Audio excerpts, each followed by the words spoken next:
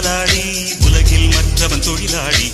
விதியை நினைப்பவன் ஏமாளி, அதை வென்று முடிப்பவன் அறிவாளி. ஒருவன் முதலாளி, உலகில் மற்றவன் தொழிலாளி. விதியை நினைப்பவன் ஏமாளி, அதை வென்று முடிப்பவன் அறிவாளி. பூமியை வெல்ல ஆயுதம் எதற்கு, பூப்பறிக்க கோடரி எதற்கு, பொன்னோ பொருளோ பொற்களம் எதற்கு, ஆசை துறந்தால் அகிலம் உனக்கு.